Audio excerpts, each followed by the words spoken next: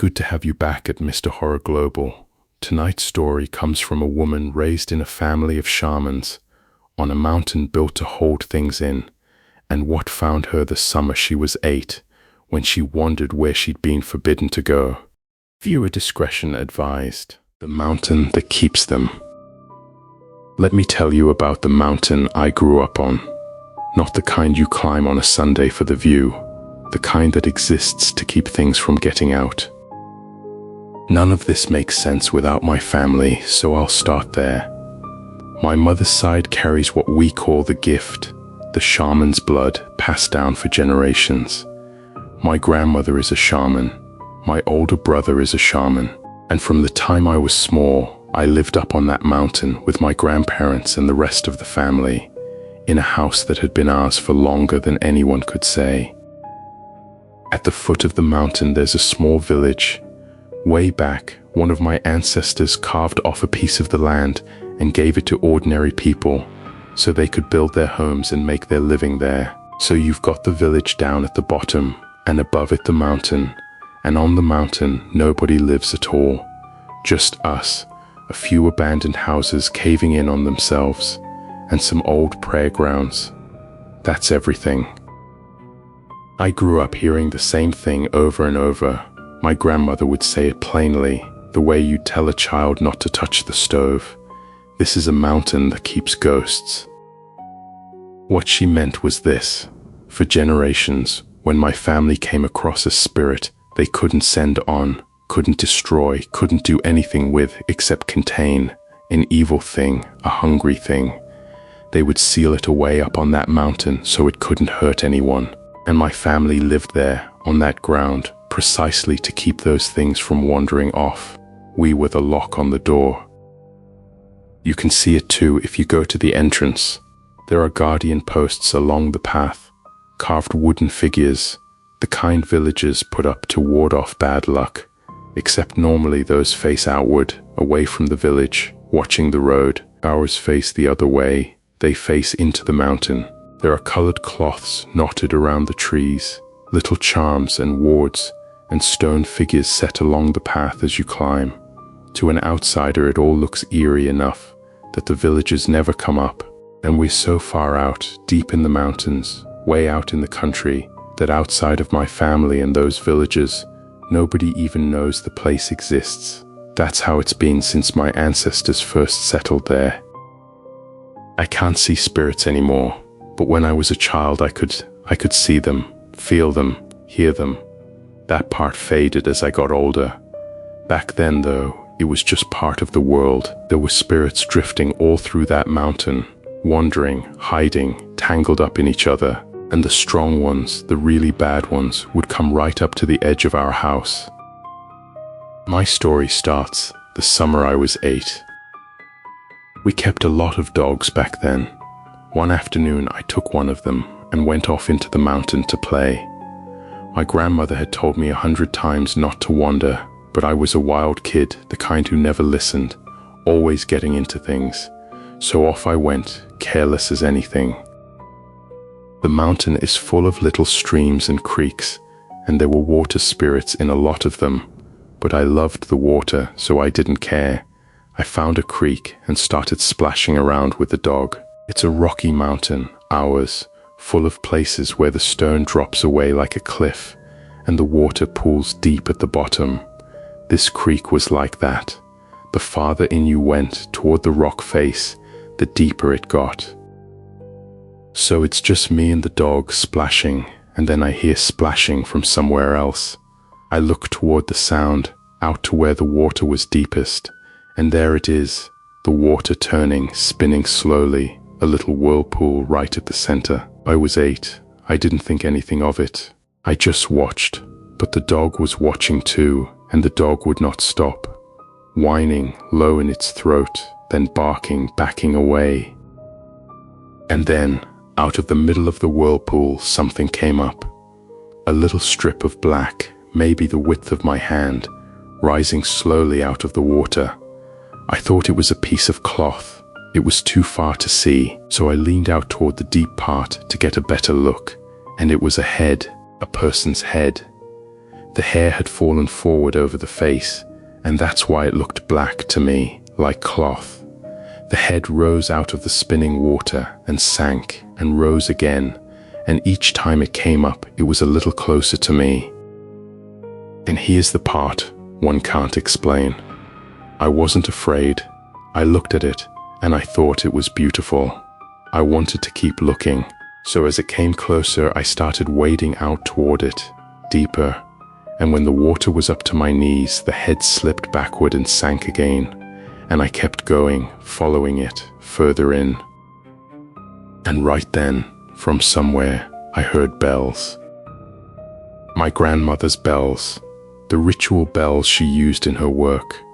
I'd loved that sound since I was a baby, and the second I heard it, it was like someone dumped ice water down my spine. I snapped awake. The dog was barking again. I could hear it again, and I was so suddenly completely terrified that I turned and threw myself out of the water and up onto the bank, gasping. And I looked back. The head was up out of the water again, and this time the hair had parted, and I could see the eyes. There were no whites to them, just black, all the way through, staring straight at me. I ran toward the bells. I thought, it's grandmother, she's come for me. But as I ran, as the sound got closer, a thought landed in me cold and clear. Grandmother never comes here.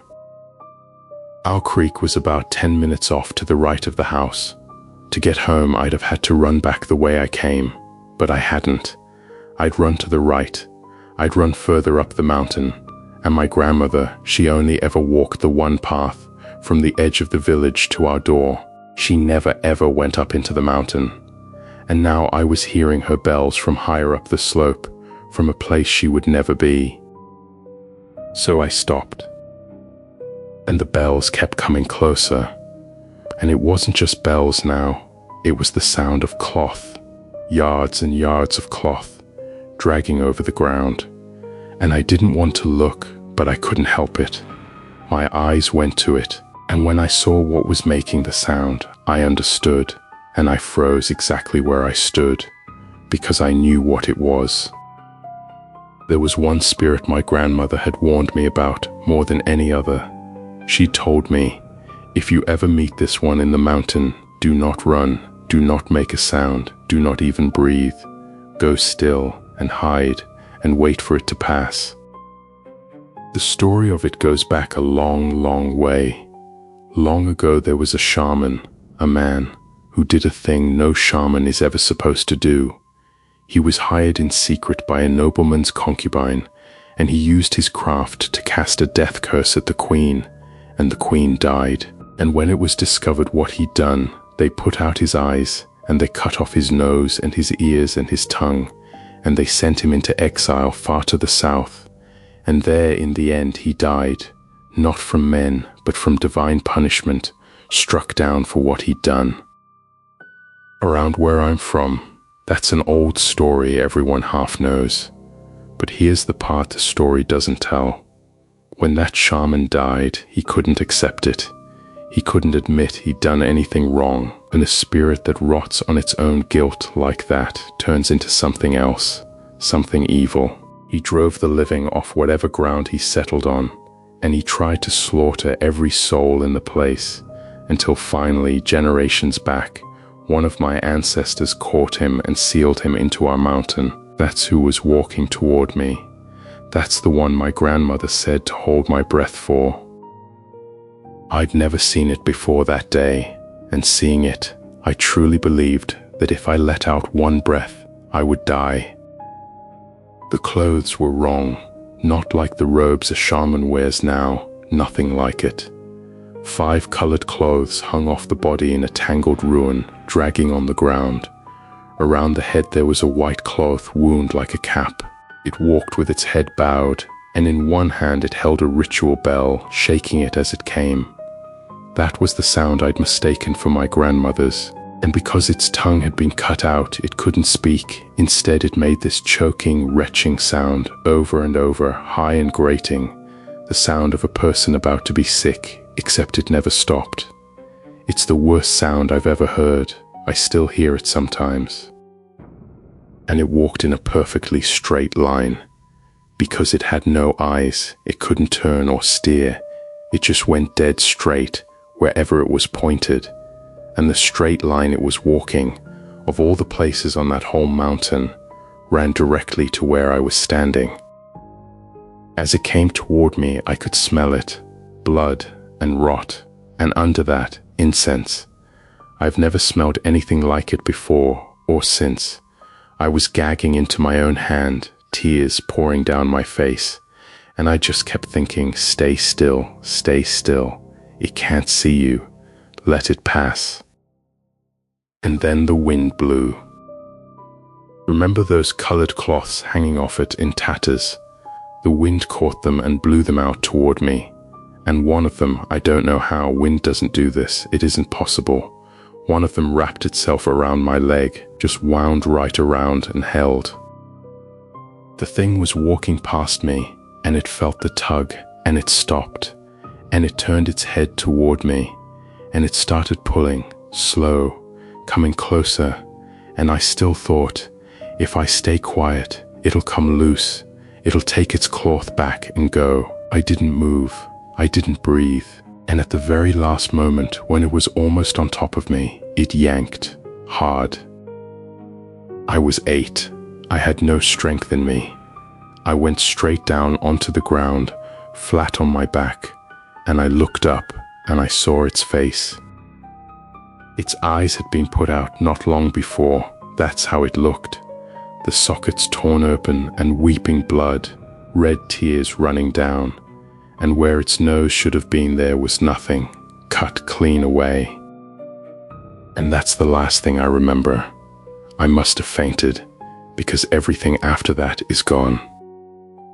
When I came to, I wasn't at home. I was in my grandmother's shrine, and my whole family was standing in a ring around me, and then I threw up several times and passed out again. Later, once I'd steadied a little, my brother told me what had happened while I was gone. Our shrine sits right beside the house, and that spirit, it had always haunted the ground near the house and the shrine, always circling, always trying to find a way in. My grandmother could see it, and she'd blocked it every single time. But that day, I'd gone wandering up the mountain, and I'd met it, and it had used me. It rode me back down into the house. It got in through me. My brother and I were close, so when I came through the door, he came to meet me, all cheerful. "Oh, you're back." And I turned and looked at him, and I lunged. I went straight for his face, shrieking things that weren't words, trying to claw his skin off, snapping my teeth at him, trying to bite. My brother has the gift, so he knew almost at once it wasn't me. He tried to get away, but I had hold of him, and he screamed. My father heard it and came running. Now, my father is an ordinary man, none of the blood, none of the gift, nothing. He grabbed me and held me down to stop me hurting my brother, and I turned on him, cursing at him in a voice that wasn't mine, biting his arm hard enough to draw blood, kicking, screaming, like a child out of some horror film. And my brother said I was making animal sounds, actual animal sounds, coming up out of my body. My father's no shaman, but even he could feel that something was deeply wrong. And my brother, watching, said my face kept shifting, and through it he could see the shaman's face, and he could hear animals howling somewhere inside me.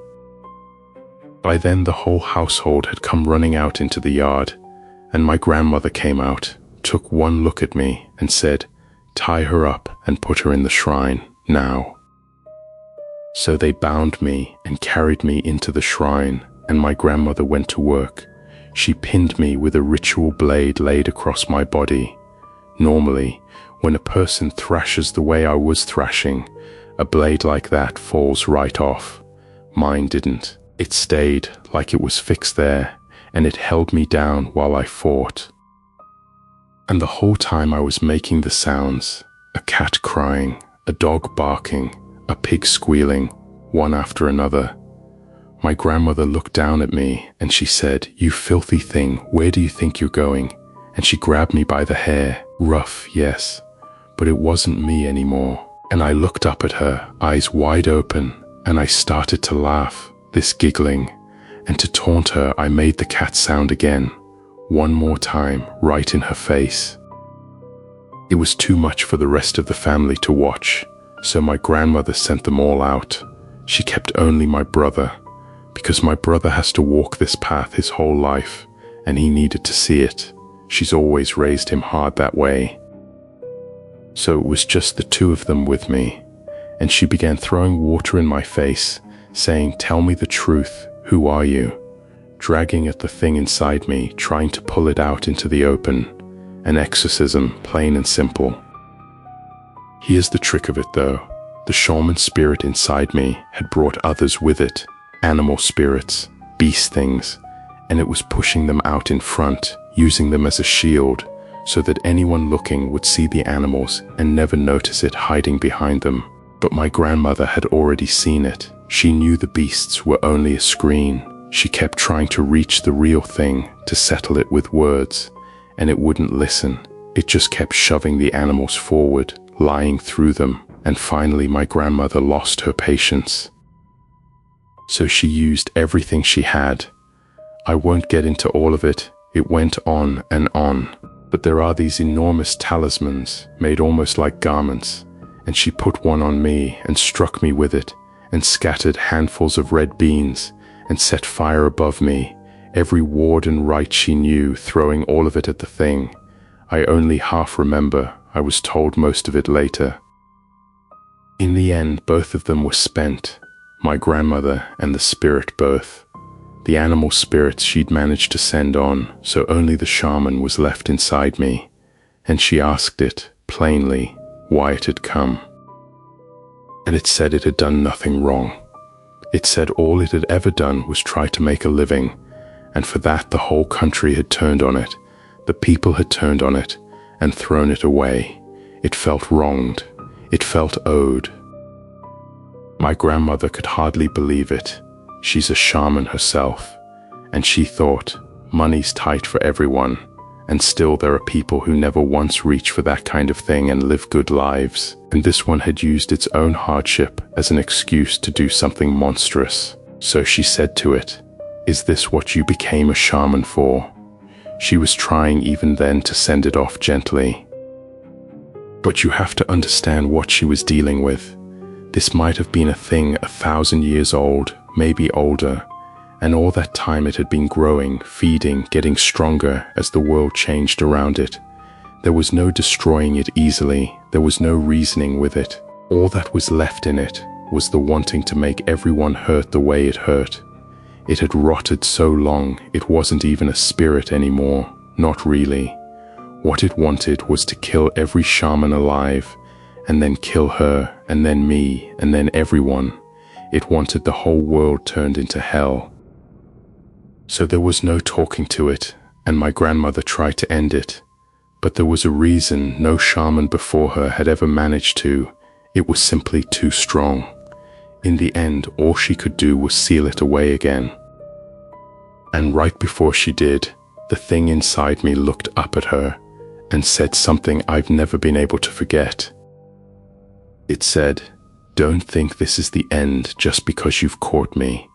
Your descendants, I'll kill every one of them, and after they're dead, I'll crush their eyes out and make them just like me.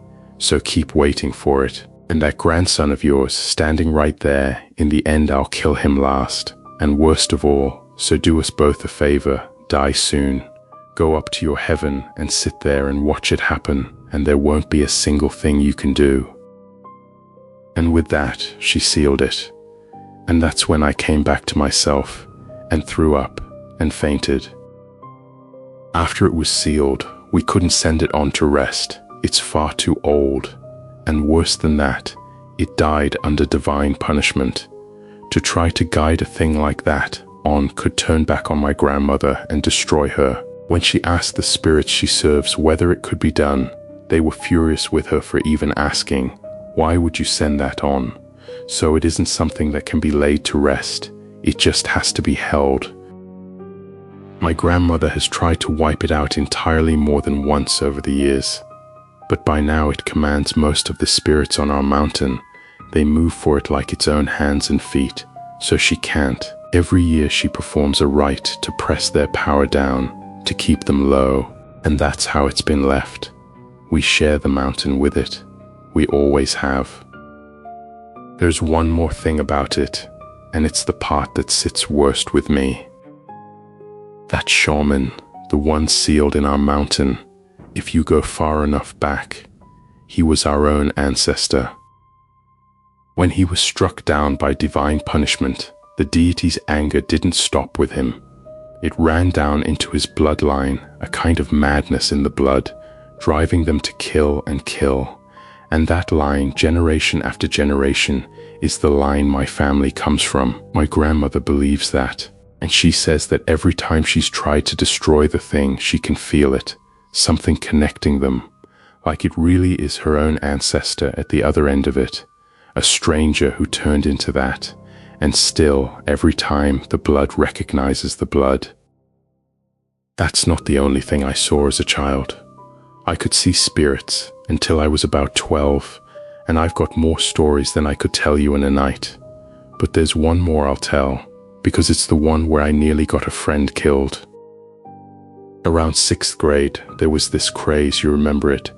Ghost videos all over the internet.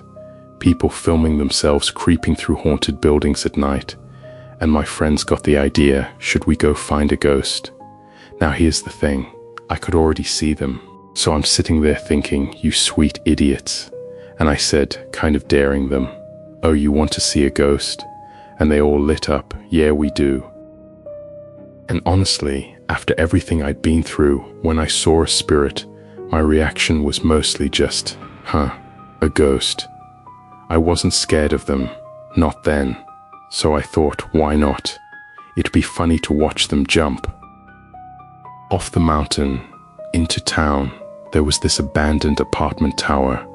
Some developer had taken the money and run partway through, and the whole building had just been left there, empty for years.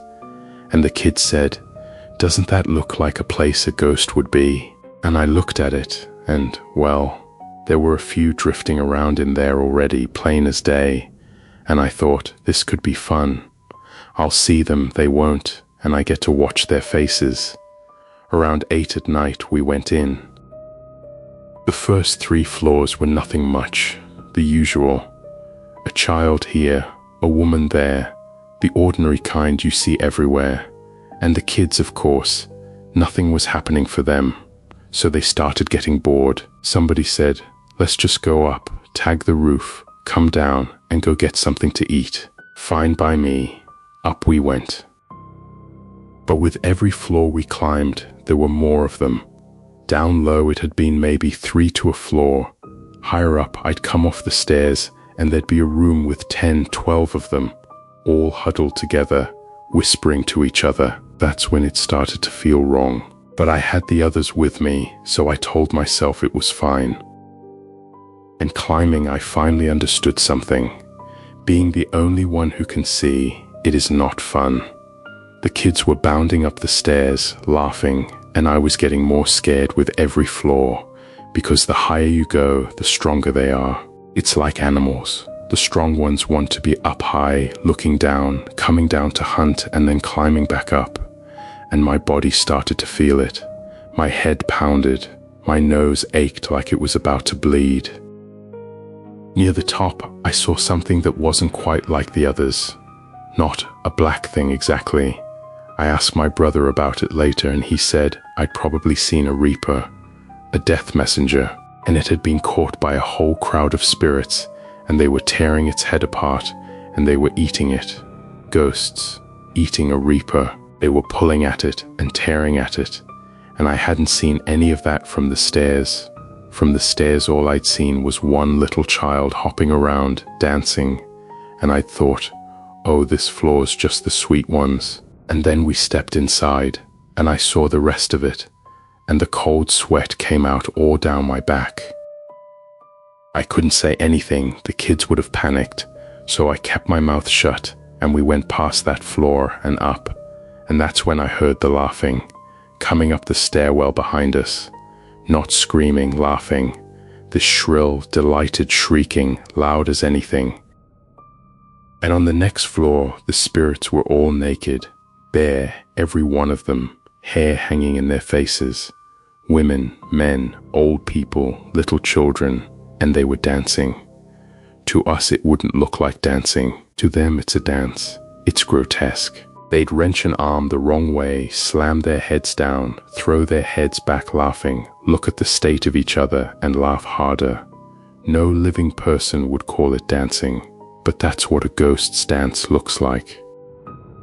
And when I saw that, I knew if I go any higher, I am not coming out of this building alive, because the higher I'd climbed, the more they'd started to notice me.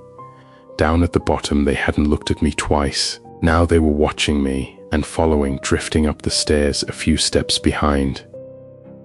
So I told the kids, can we just go down? And one of them said, what? Are you scared? And I was so frightened and so suddenly furious at them for not being able to see any of it that I just snapped. I got angry and told them we were going down right now, which shocked them because I almost never lost my temper. We'd made it to about the 17th floor, and they said, all right, let's go down. So we start down, and I'm terrified taking the stairs 2, 3 at a time. And every spirit I'd passed on the way up was standing there in the stairwell now, backed up flat against the walls to leave us room, watching. And as I went down, they didn't follow, they just turned their heads, slowly, tracking me all the way down. And then they do the same to each of my friends, one at a time, turning to watch them pass. And that's what really scared me. What if one of them latched onto a friend? If something attaches to me, that's one thing. I can go home, my grandmother can deal with it. But one of them, they'd have no chance. So I got behind everybody and I started pushing them ahead of me. Move, keep going, go, herding them down. And then I heard the laughing again. The stairwell had those long glass windows running up the outside, the way apartment stairwells do. And coming down the glass, down the outside of it, were the ones from up top, the naked children, laughing at us through the windows. And the second I made eye contact, they stopped, just cut off, mid-laugh, and stared at me with no expression at all. I grabbed my friends and we ran the rest of the way down. Nothing touched us. We hit the ground floor and burst out the door, out of breath, and the kids were laughing it off. That was insane. And then they turned on me, angry. Why'd you grab us and drag us out like that? Did you see something? I didn't hear a word of it, because I turned around to look back at the building, and every window, every floor, all the spirits I'd passed were pressed flat against the glass, watching us go. They couldn't come out. That building was their home, I think, and they couldn't leave it. Except the ones from the top floor, the naked children who'd been laughing. 4 of them had come all the way down and were standing right in the entrance, looking out at us, and they spoke to me. One of them said, "Hey, don't come back here." And another said, "Come back and we'll throw you off the roof and kill you right here." And I'd grown up around shamans, and I'd seen more dead things than I could count. So being threatened by them just made me angry, scared, but angry. So I worked up my nerve. My friends were still talking at me and I couldn't hear them, and I let those things have it. I shouted, "I'll bring my grandmother down here and she'll wipe out every last one of you." I told them, "You want to stare at me? You don't even know what we keep up on our mountain." I was screaming at them, out of my mind, "Get back inside, all of you." And they just laughed at me, this mocking laugh, so I screamed right back, cursing them out. Of course, from where my friends were standing, I was shrieking threats at an empty doorway. They just stared at me, what is wrong with her? When I finally calmed down, I told them the whole thing. And right then, like it was waiting, our bus home pulled up, and they're going, "What was that? What just happened?" And we got on and rode back into town, and I thought that was the end of it. It wasn't. About a week later, one of the girls who'd come with me got in touch. I'll call her Chloe, And she said, "Ever since we went in there, my head hurts so bad, and I keep getting nosebleeds, and I already had a bad feeling, so I asked her, 'Is that why you haven't been at school?' And she said, 'No, I haven't been at school because every time I try to leave the house, I faint.' So I told her I was coming over, and she begged me not to. 'Please don't come. It's fine, don't bother. I'll just go back to school.' Desperate about it, which told me everything. Something had attached to her, so I ignored her and I went. I got to her door and told her to open it. She wouldn't. I stood out there an hour, knocking, ringing the bell, and all I got from inside was her voice screaming at me to go away. And then, finally, the door opened, and Chloe was on the floor, collapsed, crying. And I saw it right away. One of them, one of the four that had stood in that doorway threatening me, was crouched on Chloe's back. It had its hands in her, pulling something out of her back, and it was eating it. I couldn't tell you what, just chewing on something it kept drawing up out of her. But I had to get to her first, so I lifted her up and asked, "Are you okay?" And I saw her eyes. She'd clawed at them herself. There were fingernail marks raked all across them. And the thing on her back, I could see it clearly now. A woman, hair a wild tangle, and these huge eyes, fist-sized, the pupils so big they took up nearly half the eye, a tiny little nose, small as a frog's, and a mouth torn wide into a crescent, so it was always smiling, always, just smiling and giggling, hee, chewing on whatever it was pulling out of my friend. And while I was checking on Chloe, it slid over next to me and it said, "Well, this is what I told you about." And Chloe kept saying something that made my stomach turn. She said, "I hurt so much, it's so hard, but I'm so happy. I just feel so happy," which is impossible. There was no happiness in that room. The thing was reaching right into her feelings and twisting them. That was it for me. Something in me snapped. I got Chloe up and took her straight home, up the mountain, to my grandmother, and I told her, "This is my fault. I let a ghost get onto my friend. My grandmother makes me do 108 bows as it is, as discipline." And I told her, "I'll do 108. I'll do 3,000, I'll do anything, just forgive me this once and help her." And I dropped down and begged. And it turned out the thing had been a suicide. She'd been a homeless woman. That abandoned tower, plenty of homeless people had been living in it, and because she was a woman on her own, the men there had decided to try something with her. They assaulted her, and right after, in that same spot, she took her own life.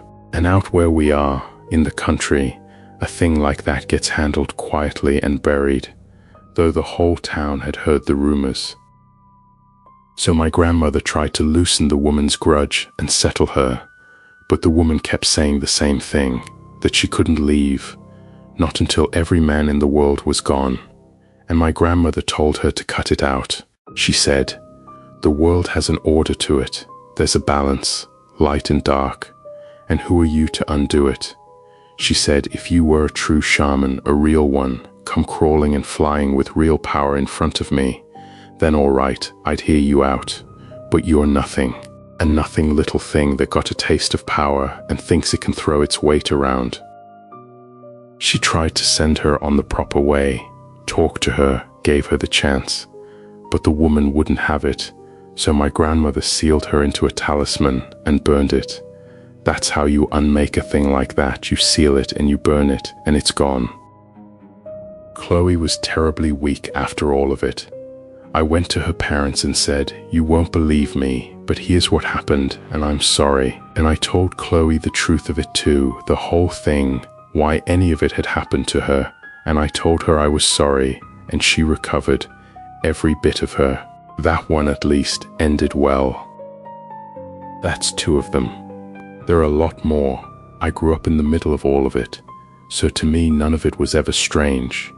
When you spend your whole childhood watching your grandmother fight things the rest of the world pretends aren't there, it just becomes the shape of your life. The bells, the shrine, the rite she does every single year to hold that mountain down. Because it's still there, all of it. My grandmother is up there right now, older every year, pressing her weight against a door that has never once stopped pushing back. The thing behind it is still waiting exactly the way it promised, for her to get tired, for her to die, for my brother to be the last one standing. And the worst part, the part one try not to think about too much, is that when she finally goes to end it, she'll feel that pull again, that thread, her own blood at the other end of it, waiting.